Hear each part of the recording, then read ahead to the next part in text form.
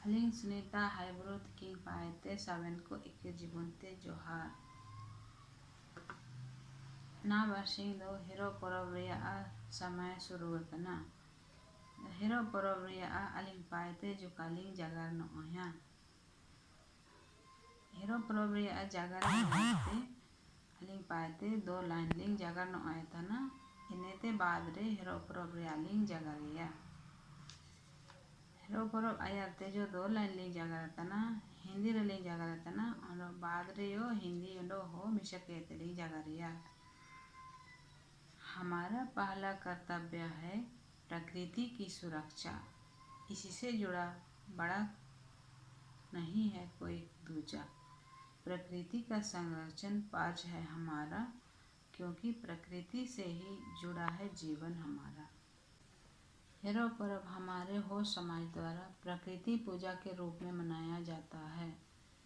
प्रकृति पूजा को हम अपने तरीके से परंपरागत तरीके से हमारे द्वारा सिंह बोगा से अपने फसलों की अच्छी उपज एवं उसकी रक्षा और अच्छी बारिश हो, इसके लिए सिंह बोगा से प्रार्थना करते हैं।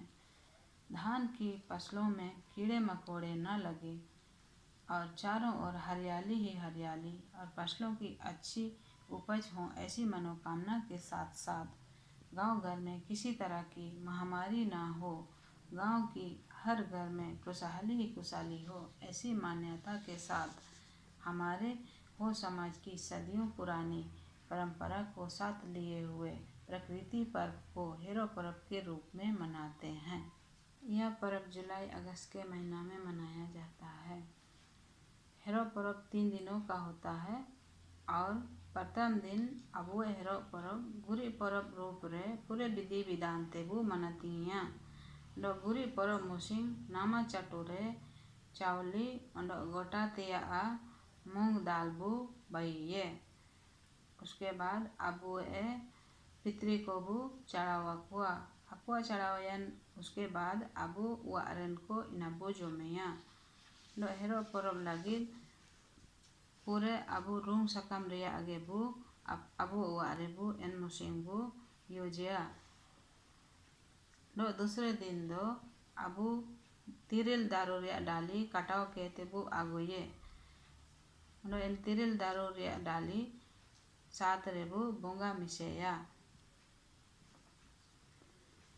दूसरे दिन दो मरंग पर्व रूप रे अबू अपना अपना बोंगा स्थान रे केत कलिहान जगह रे मेरम बू बोंगा ये मेरम बोंगा कीते इंता रेगे बोंगा स्थान जगह रेगे अगल बगल रे मांडी बू इसिनिया नामा चटूरे अंडो नामा घड़ा रेगे इन रिया जिलू को बू इसिनिया बोंगा जिलू को बकरे की पूजा कर बलि दी जाती है।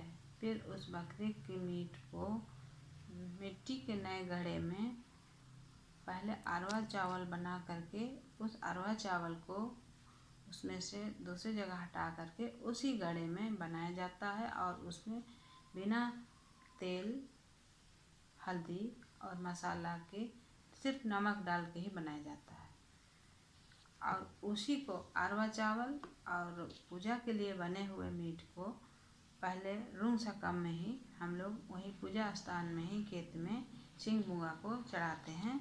उसके बाद फिर वहाँ इकट्ठा सभी सदस्य इसमें जिसमें सिर्फ पुरुष सदस्य ही शामिल होते हैं, उन सभी लोग उस प्रसाद को ग्रहण करते हैं और उस प्रसाद को जब बच जाता है तो वहीं पर तोप कर घर वापस आते हैं। घर में उसको नहीं लाया जाता है, जिसमें महिलाएं शामिल नहीं होती है और रात को घर में मिट्टी के घड़े में ही चावल और उड़द दाल का गोटा वाला दाल पकाया जाता है।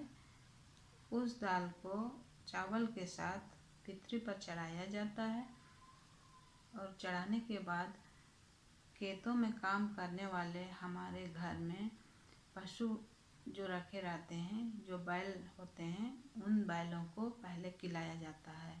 रूम सकम में ही बैलों के खिलाने के पश्चात फिर घर के सभी सदस्य प्रसाद के रूप में उस भोजन को खाते हैं।